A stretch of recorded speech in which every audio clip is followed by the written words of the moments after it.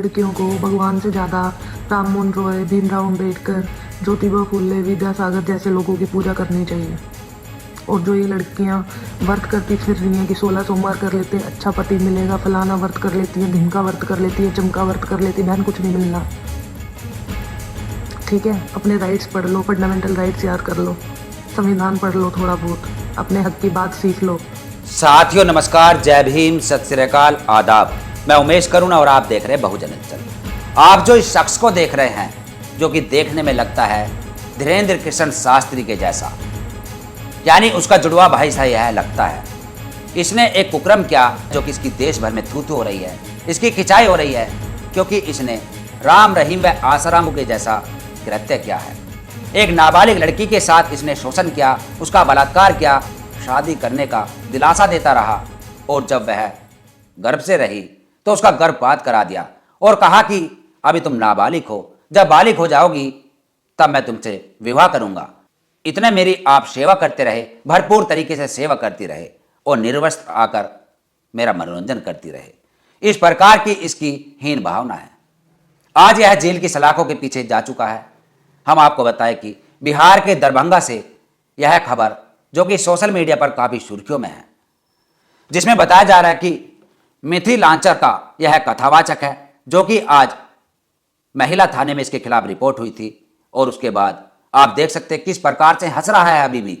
इतना बड़ा यह कृत्य करने के बाद, इतना घिनौना करतूत करने के बाद भी इसके चेहरे पर कहीं से कहीं तक भी शिशक नहीं है, क्योंकि यह धर्म का सहारा ले रहा है। चलते चलते भी कह रहा है कि जय सिया राम, जय सिया राम। और ऐसे अंधभक्त जो कि इसके मुंह पर चप्पल जूते नहीं मार रहे, कि एक तरफ तू जय सिया राम कर रहा है और दूसरी तरफ तूने इतना घिनौना काम किया, तुझे बिल्कुल भी शर्म नहीं आ रही। पूरा मामला हम आपको बताएंगे। इस कथावाचक का नाम है श्रवण दास उर्फ श्रवण ठाकुर महाराज, जो कि मुख से कथावाचक का काम करता है और कर्म से यह हवस का पुजारी निकला।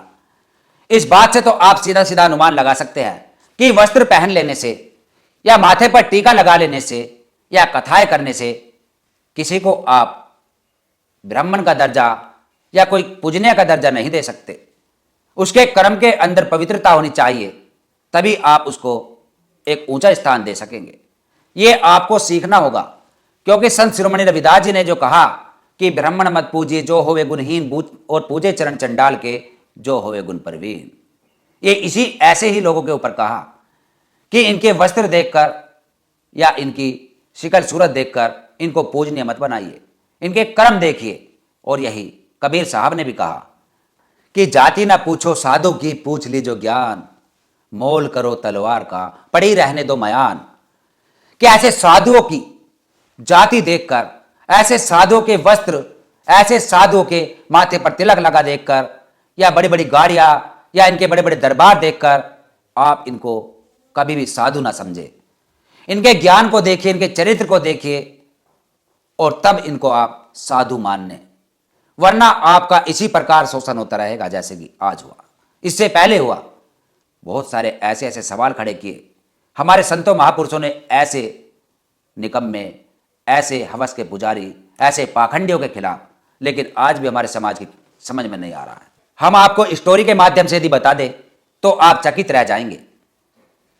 इस बेटी की मां, जो कि समझदार कह सकते हैं हम, दुनियादारी उसने देखी है, वह भी अंधी हो चुकी थी, इसकी अंधभक्त हो चुकी थी। इसकी कथाओं में जाती थी और कथाओं में अपनी बेटी को भी लेकर गई, और उस कथा में इसकी बेटी के ऊपर इसकी नीयत फिसल गई। इस पाखंडी को उसकी बेटी के ऊपर लालच आ गया, इसकी नीयत में फतूर आ गया, और इसने उस बेटी की मां से नंबर मांगा। बात क्या करता था, घर पर आना जाना शुरू किया, और उसके बाद कहने लगा कि मुझे एक कमरा किराए पर दिला दीजिए। एक कमरा खाली था, उस मां ने वह कमरा इस पाखंडी को दे दिया, और उस कमरे में यह रहने लगा। उसके बाद वहां से इसने लड़की के ऊपर डोरे डालने शुरू किए, उसको प्रेम जाल में फंसाया, और वहां उसका रोजाना महीनों से बलात्कार करता था, उसको फुसलाता था, गंदी गंदी फिल्में दिखाता था, अश्लील बातें करता था। इस प्रकार का इसने षड्यंत्र रचा। और यह अकेला नहीं, इसके साथ इसका एक साथी भी है, जिसका नाम है मोनी बाबा, और वह मोनी बाबा अभी फरार है।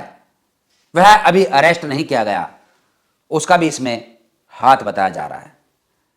ये पाखंडी, ये धूर्त जो कि महिलाओं को, नाबालिग बच्चियों को अपने जाल में फंसाते हैं, चाहे हिंदू धर्म में हो चाहे मुस्लिम धर्म में हो, हम यह नहीं कहेंगे कि इसी धर्म में है, क्योंकि जो गंदे होते हैं वह हर जगह मिलते हैं।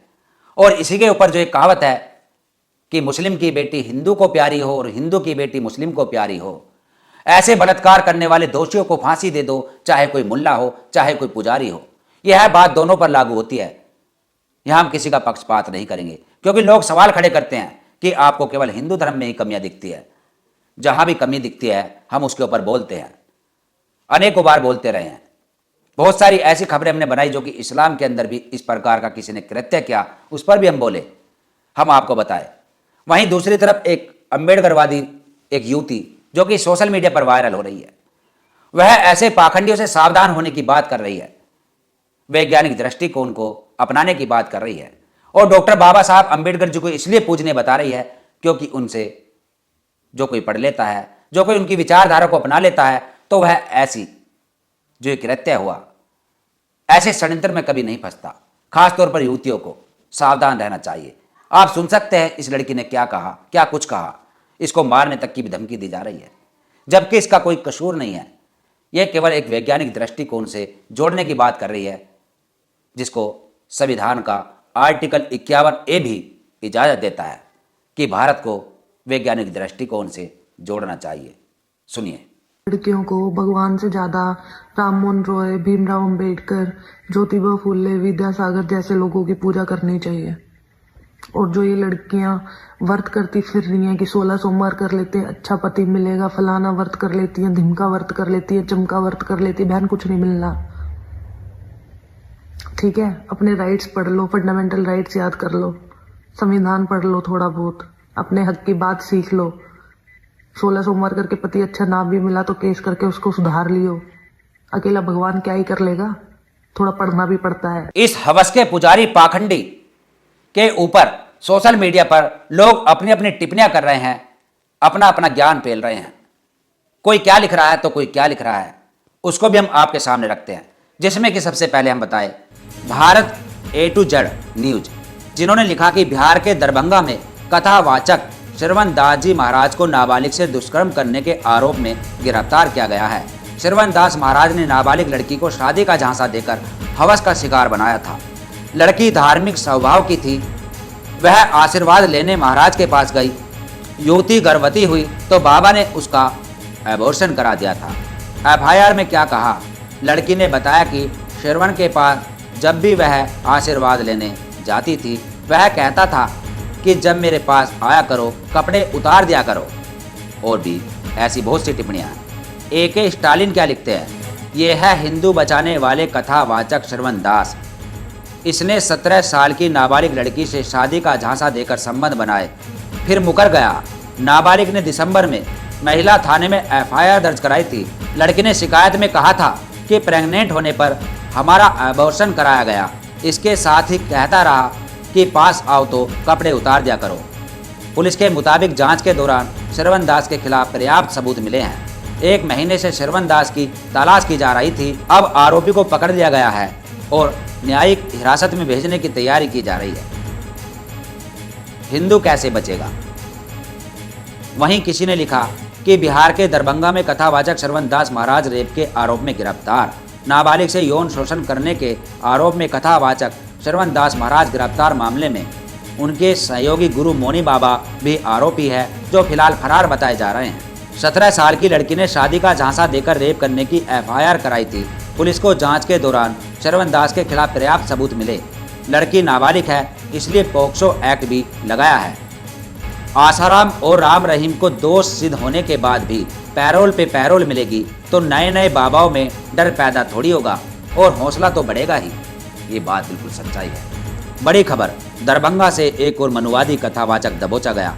पंडित श्रवण दास नामक कथावाचक, जो मोनी बाबा का चेला है, उसने एक नाबालिग लड़की का कई महीनों से यौन शोषण किया। फिलहाल पॉक्सो एक्ट में इसको गिरफ्तार कर लिया गया है। एक दिन ऐसा नहीं जाता जब मनुवादी कोई कांड नहीं करता। पूरा देश इनके आतंक से परेशान है। धर्म का सहारा लेकर मासूम बच्चों का शिकार करना आम हो गया है। कथावाचक पंडा पुजारी बनने की पहली शर्त यह होनी चाहिए कि इसके प्राइवेट पार्ट काट दिए जाए, तभी अपराधों पर लगाम लगेगी, ऐसा भी लिखा। आस्था की आड़ में अपराध का पर्दाफाश। मिथिलांचल के चर्चित कथावाचक श्रवण दास को बलात्कार के मामले में पुलिस ने गिरफ्तार किया। इस मामले में सहयोगी मोनी बाबा भी आरोपी है। यह घटना संदेश देती है कि धर्म कथा और भगवा चोला ओढ़े हुए लोगों से सावधान रहने की आवश्यकता है। जरूरी नहीं है कि वह लोग सभी संत महात्मा हो। कुछ लोग होते हैं जो भगवा चोला देखकर, धार्मिक बातें देखकर अंधभक्त बन जाते हैं, जबकि व्यक्ति सामने कुछ और अंदर कुछ और होता है। हमारे देश और समाज में अभी भी इस तरह के कई बाबा हैं जिनकी पोल पट्टी अभी सामने नहीं आई है और भक्त उन्हें धर्म का ठेकेदार और संत महात्मा समझ रहे हैं। वहीं निर्देश सिंह ने लिखा कि कथावाचक पंडित श्रवण दास को नाबालिग से रेप के केस में अरेस्ट कर लिया गया है। सच में ये कथावाचक धर्म को खतरे में डालकर ही छोड़ेंगे। अब कौन कथावाचकों पर भरोसा करेगा? एक के बाद एक ये कथा के बड़बोले व्यापारी बलात्कारी निकलते जा रहे हैं। पहले अपनी बहन बेटियों को इनसे बचाओ, धर्म खुद बच जाएगा। बिट्टू शर्मा लिखते हैं कि एक और सनातन का झंडा बुलंद करने वाला पकड़ा है। नाम श्रवणदास जी महाराज, दरभंगा बिहार। काम कथावाचक धर्म का प्रचारक। अपराध 17 साल की नाबालिग को शादी का झांसा देकर बार बार उसका शोषण। पॉक्सो एक्ट में इसकी गिरफ्तारी हुई। समाज इन पाखंडी बाबाओं को पहचान क्यों नहीं पा रहा? में मैंने कहा कि व्रत करने से या भगवान को मान लेने से कुछ नहीं होता, पढ़ना पड़ता है, अपने राइट्स के बारे में जानना पड़ता है। और वो रील स्पेशली लड़कियों के लिए थी। उस पर काफ़ी अच्छे कमेंट्स आए, काफ़ी अच्छे लाइक्स आए, शेयर हुई, पर कुछ लोगों के नेगेटिव कमेंट्स भी आए। उन्होंने कहा कि कल्चर को खराब कर रही हो आप, हमारे रिलीजन के पीछे पड़ी हो, इतनी तुम्हें दिक्कत है तो तुम मुस्लिम्स के बारे में क्यों नहीं बात करती, तुम और धर्मों के बारे में क्यों नहीं बात करती, हिंदू धर्म को टारगेट करना बहुत आसान है। भाई जिस धर्म में मैं पली बड़ी हूँ मैं उसी की तो बात करूंगी। मैंने उसी को देखा है, उसी को समझा है, उसी को सोचा है, उसी को झेला है। और रही बात कल्चर की, तो भाई कल्चर तुम्हारे लिए है, वो लड़कियों के लिए कोई कल्चर नहीं है। ये लड़कियों के लिए तो सिर्फ ये दबाया जाने वाला एक चीज बना दिया गया है कि जिससे तुम ऊपर ही ना उठ पाओ कल्चर के नाम पे। पहले तुम्हें पैदा नहीं होने दिया जाएगा कि हमें तो लड़का चाहिए। तुम पैदा हो गए तो तुम्हें मार दिया जाएगा ये कह के कि तुम अपनी मर्जी से शादी नहीं कर सकते, तुम्हारी ऑनर किलिंग हो जाएगी। तुम वहां से बच गए, तुम्हारे रेप हो जाएंगे जिसमें तुम्हारे गुनहगार को कभी सजा ही नहीं मिलेगी, वो बाहर घूमेंगे, उनको बेल मिल जाएगी। तुम्हारी शादी हो गई तो दहेज उत्पीड़न में तुम्हें मार दिया जाएगा। ये है कल्चर। क्या करें ऐसे कल्चर का हम, जो कल्चर हमें सिर्फ बर्बाद करने पे तुला है। लड़की होके लड़की को पेट में नहीं पाल सकती एक औरत, वो कल्चर है तुम्हारा। और फिर तुम कहते हो कि हम तुम्हारे कल्चर को बचाएं, जो हमारा है ही नहीं, हम उसको क्यों बचाएं भाई? तुम बचाओ, तुम्हारा फायदा है इस कल्चर को बचाने में, हमारा तो सिर्फ नुकसान है। हमारे तो जितने राइट्स हैं उन सब पे बाधा बना है तुम्हारा कल्चर, तो ऐसे कल्चर को हम क्यों माने? आप इसी से अनुमान लगा सकते हैं कि लोग अपनी अपनी प्रतिक्रिया दे रहे हैं, इसके खिलाफ आवाज उठा रहे हैं और समाज को सचेत कर रहे हैं कि ऐसे लोगों से सावधान रहे। ये धर्म की आड़ में ऐसा चोला पहनकर, माथे पर तिलक लगाकर इस प्रकार से अपने आप को साबित करते हैं कि हम धर्म के रखवाले हैं, या हम कोई महामानव है, हम कोई भगवान है, भगवान के दूत है, अवतार है, एजेंट है। लेकिन समाज के ऐसे पढ़े लिखे लोग, ऐसे अनपढ़ जाहिल लोग जो कि इनकी चपेट में आ जाते हैं और अपनी बेटियों का, अपनी बहुओं का इस प्रकार से शोषण कराते हैं। इसके जिम्मेदार, इसके गुनाहगार सबसे ज़्यादा हमारे समाज के, हमारे वह भोले भाले लोग हैं जो आज भी इनको नहीं समझ पा रहे। इनसे बचना चाहिए। और बाकी आपकी मर्जी है कि यदि आपको यह लोग पसंद है, ऐसे लोगों से आप अपनी बेटियों का या अपनी बहुओं का ऐसे ही शोषण कराने में खुश है, तो आप स्वतंत्र है, जाइए ऐसे लोगों के पास, ऐसे दरबारों में, ऐसी कथाओं में, और इस प्रकार से शिकार होते रहिए। इस पूरी खबर पर आपका क्या कहना है? कमेंट्स में अपनी राय जरूर दें और देखते रहिए बहुजन अंचल। फिर मिलेंगे एक ऐसी खबर के साथ। जय भीम, जय भारत, जय संविधान, जय विज्ञान। धन्यवाद।